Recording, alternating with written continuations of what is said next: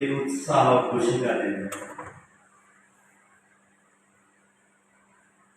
और उस उत्साह और खुशी के हमारे कारक नागर साहब हैं।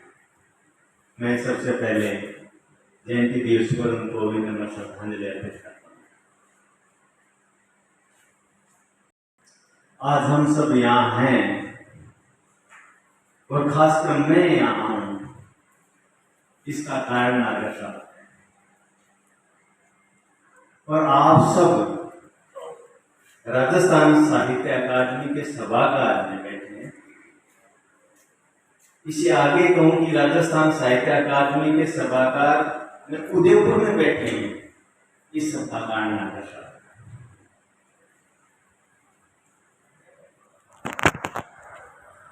आज का आयोजन नागर साहब को जानने समझने का आयोजन है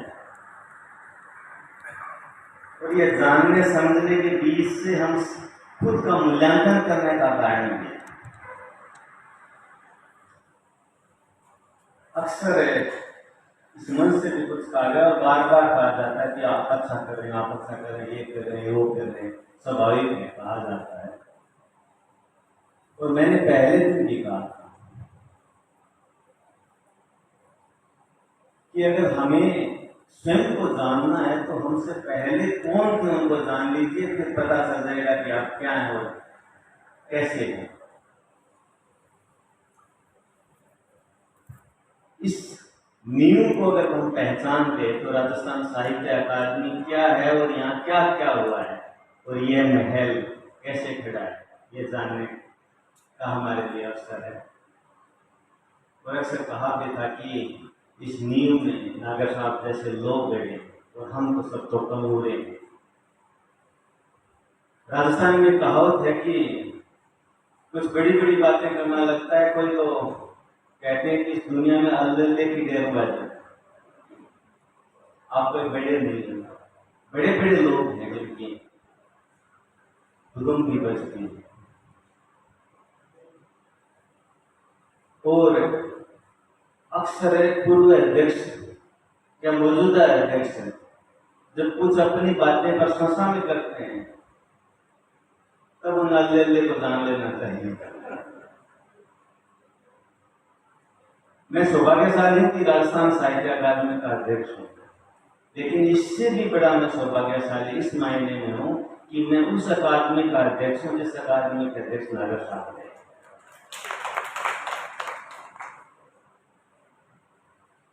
अक्सर कार्यालय में बैठ के अध्यक्ष के नाम की सूची का मूल्यांकन कर लीजिएगा, फिर पता चलेगा कि इस अकादमी का वैभव और गौरव क्या है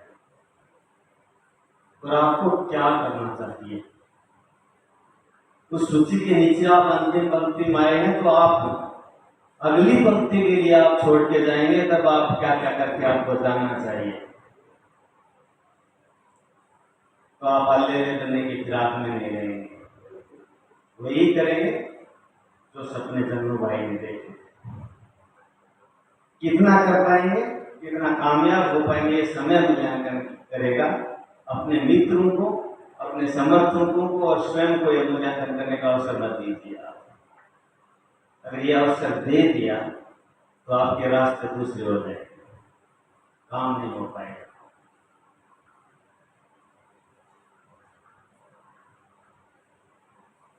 यह आयोजन लंबे समय बाद हुआ है। धन्नू भाई के कुछ प्रश्न भी इस अकादमी के साथ कुछ कटु हो सकते हैं। नागर परिवार तो कह रहा था, उनके उल्हाने भी हमें स्वीकार हैं, लेकिन इस अकादमी ने नागर साहब को बुलाया नहीं। इस मंच से आपने हुसैनी जी और हितेशी जब कह रहे थे तब जाना और समझा कि नागर साहब की रचनाओं का प्रकाशन भी इस अकादमी ने किया है। नागर साहब पर पुरोधा श्रृंखला की सीरीज में भी इस अकादमी ने काम किया है। नागर साहब पर केंद्रित मधुमती के विशेषांक भी इस अकादमी ने प्रकाशित किए हैं। नागर साहब की याद में जब हम ये कार्यक्रम कर रहे हैं, उस सभा कक्ष के बाहर नाम जो इस शोध संदर्भ पुस्तकालय में रखा गया है वो भी नागर साहब के नाम पे है। तो यही नहीं, राजस्थान सरकार की घोषणा के अनुरूप अकादमी द्वारा जनार्दन राय नागर सम्मान भी प्रतिवर्ष दिया जा रहा है। हो सकता है कुछ चूक हुई हो, लेकिन इस सब कामों के बीच वो चूक क्षम्य है। तो अकादमी के तमाम अध्यक्ष आए हैं, उन अध्यक्षों ने अपने अपने स्तर पर नागर साहब को याद किया है। ये याद करने में कोई नया तरीका है, नई शुरुआत नहीं है। नागर साहब को हम क्या प्रस्तावित कर सकते हैं? जैसे कहा गया कि अकादमी ने नागर साहब को हम क्या कर सकते हैं? नागर साहब के नाम के साथ हम खुद तो प्रस्तावित हो सकते हैं। मैं बाहर जाकर कहूं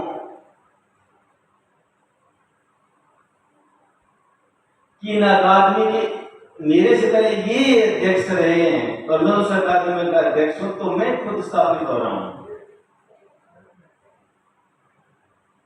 तो ये सौभाग्य है संस्था कि उसे ऐसा व्यक्ति मिला।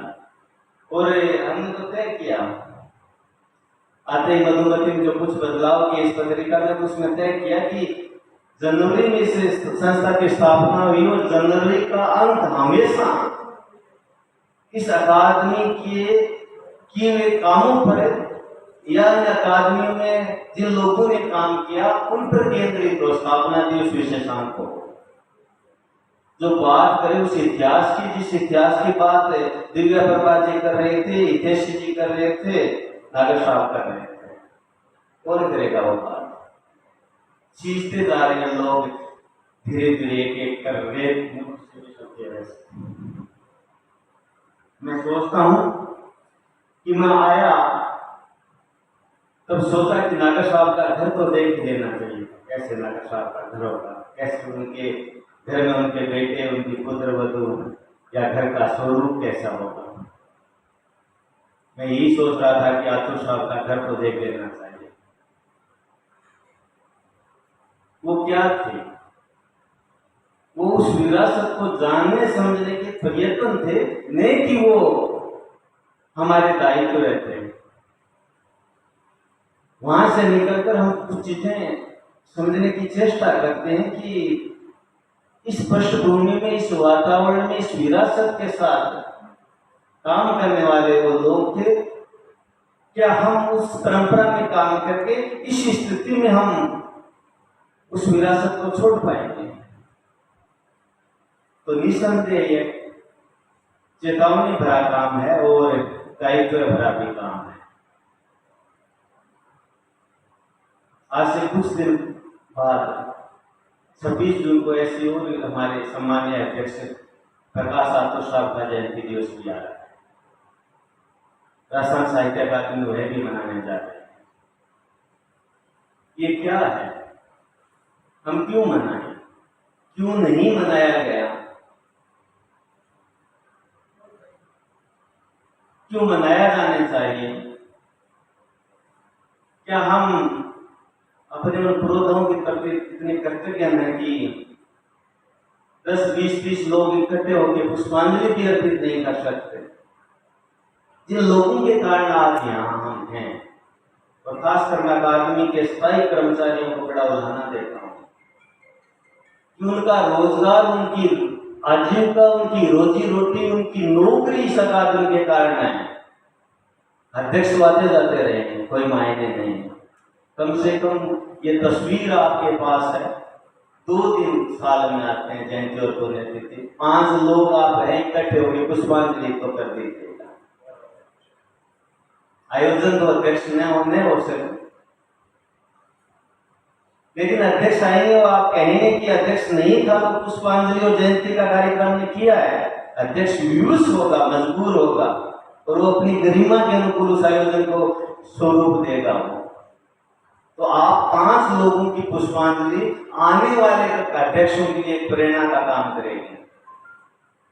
कितने और भी अध्यक्ष रहे हैं इसमें। अगस्त में मैंने ज्वाइन किया, इनके बीच में 2-3 अध्यक्षों के बीच गए हैं, भागदौड़ में नहीं मना पाए, अब आगे व्यवस्थित क्रम में मनाएंगे।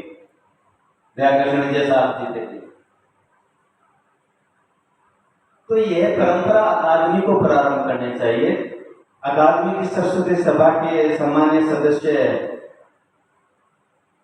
गुरु IPS पूर्व कुलपति दामोद साहब, मंजू चतुर्वेदी जी, चंडालिया जी आदि बैठे हैं। मैं आग्रह करता हूं कि क्या हम ऐसे 20-30 आयोजनों की रूपरेखा बनाएं जो अकादमी को नियमित करने चाहिए, और उस रूपरेखा को अकादमी की संचालिका सरस्वती सभा में अनुमोदित करें कि यह आयोजन तो अकादमी को करना ही करना पड़ेगा, चाहे अध्यक्ष रहे न रहे। ये सचिव पे दायित्व हो, इन कार्मिकों पे दायित्व हो कि ये आयोजन तो हम करें।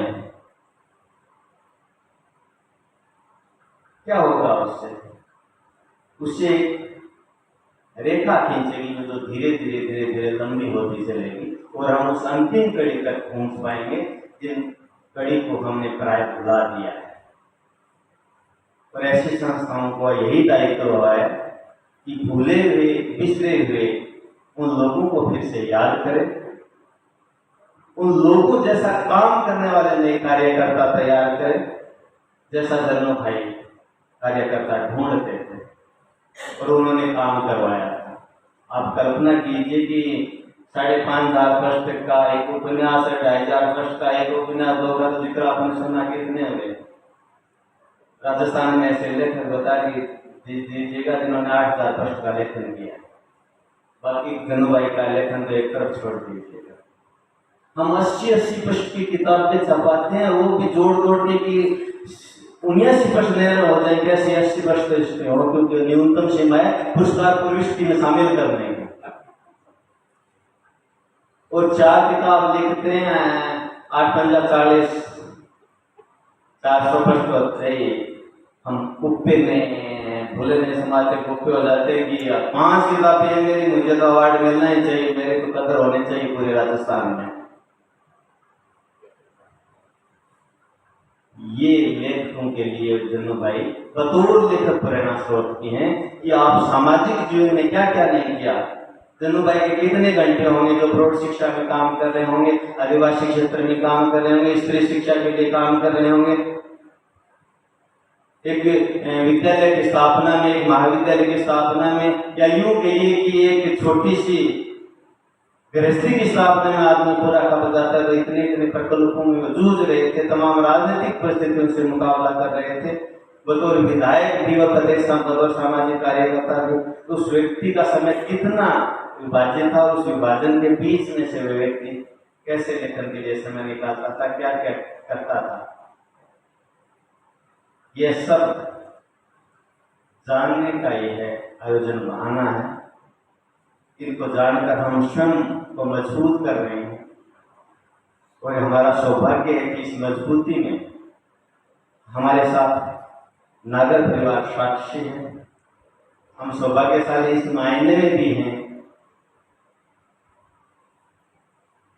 कि न केवल जन्नू भाई इस अकादमी को और दी गई उम्दा और चुनिंदा अध्यक्ष मिले हैं, निदेशक मिले हैं, हमें सचिव कई अच्छे मिले हैं। मैं पढ़ रहा था परसों प्रसंग, मेरे साथ मधुमती के नए संपादक नए सारणी भी बैठे थे। एक कॉलम हमने मधुमती में बनाया था, उसका डिजाइन हमने तैयार कर दिया और इन अंकों में नहीं आया। उसका हमने नाम लिखा था बही खाता, जिसमें हमारा हिसाब किताब हो, नामे भी हो और जमा भी हो। हमने जो बुरा किया उसका भी उल्लेख और हमने जो अच्छा किया उसका भी उल्लेख हो, वो बही खाता हो, जिसमें हितेश जी जैसे लोग लिखे, हितेश व्यास जी जैसे लोग लिखे, माली जी जैसे लोग लिखे, जिन्होंने अकादमी को करीब से देखा है, तालियां निकालते हुए भी लिखे, हमें स्वीकार हम चाहते हैं। लेकिन वो बही खाता तैयार हो जिससे इस समृद्ध संस्था का एक हिसाब किताब लेखा जाता हो। मैं आश्चर्य था जब नगर में डायरी की वंश पढ़ रही थी, मैंने तुरंत निवेदन किया कि उसकी फोटो व्हाट्सएप कर दीजिएगा मुझे, हम हमारे लिए वही दस्तावेज है। ऐसे दस्तावेज पता नहीं कितने समाज में बिखरे पड़े हैं सब अकादमी के संबंध में। वो संग्रहण करना भी संस्था का दायित्व है। अकादमी स्वयं उस बही खाता में अपना हिसाब दे। आप अकादमी के परिवार से जुड़े हुए सम्मानित सदस्य सभी हैं, वो उस कॉलम में निरंतर लिखें। पत्रिका प्रकाशन है उनके बारे में प्रतिक्रिया उस बही खाते में लिखें।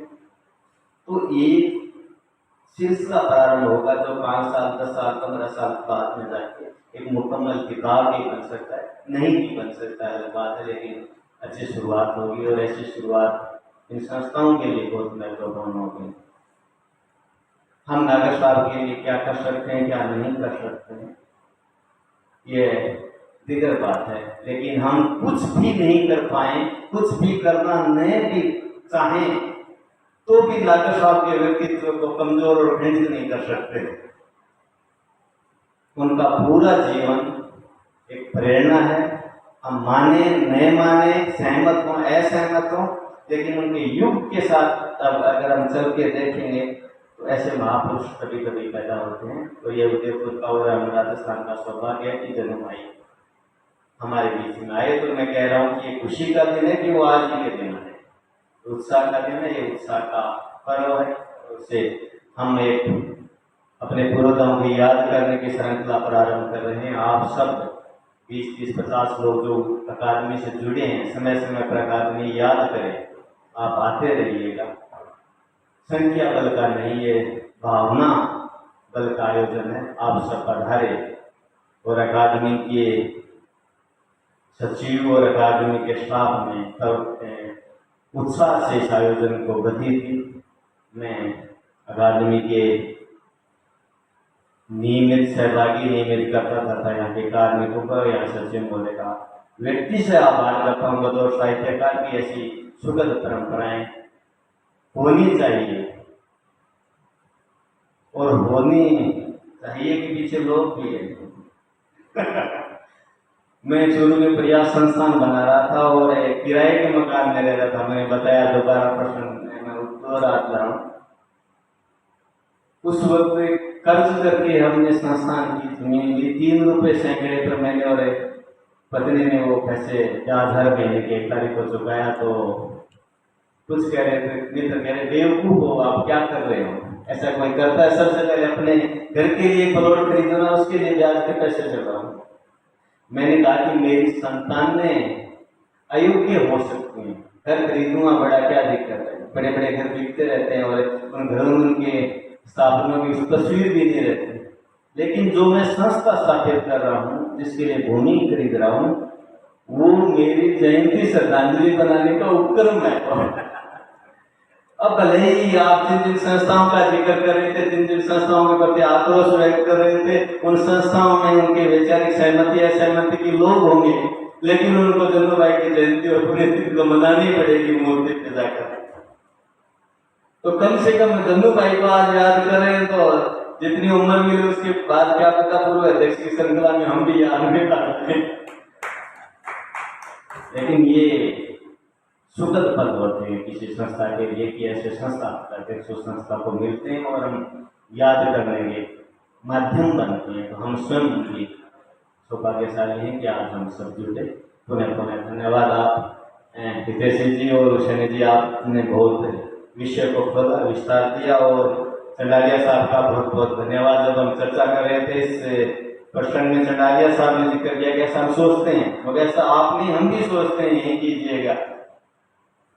तो आते हैं चंडालिया जी ने बड़ी दायित्व के साथ निर्वाह किया इस कार्यक्रम का, उनके प्रति भी आभार। और मैं कहूँगा कि ऐसे आयोजनों में जुड़ते रहिए। बड़े आयोजन नहीं हो सकते, छोटे छोटे संगोष्ठियाँ हम प्रत्येक महापुरुषों के, हमारे पूर्वज साहित्यकारों के प्रति करते रहेंगे, बगैर भेदभाव पर एक वैचारिक के आग्रह दुराग्रह के साथ। जिनका जितना योगदान है उनको उस स्वरूप में हमें याद करना चाहिए। संस्था का दायित्व, हम सबका दायित्व।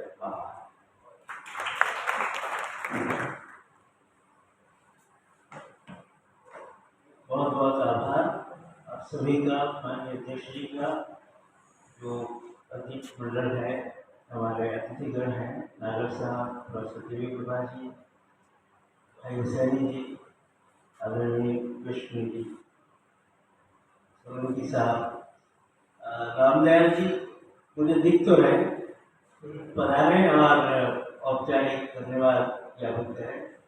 अकादमी की आत्मा है रामदयाल जी, इसलिए मैं निवेदन करना चाहता हूँ क्या बना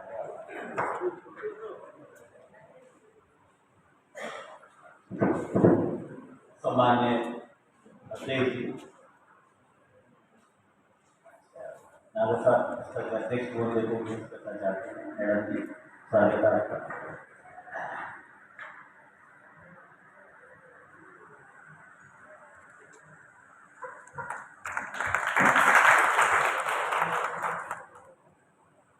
बहुत बहुत धन्यवाद। और मैं अकादमी के आग्रह पर आप सभी पधारे, हमारे छोटे से निवेदन पर आप हमेशा पधार के देते हैं। मैं अधिक समय नहीं लेता हुआ आप सबका बहुत बहुत धन्यवाद आभार ज्ञापित करता हूँ और भविष्य में भी आप इस तरह से स्नेह बनाए रखें। बहुत बहुत धन्यवाद।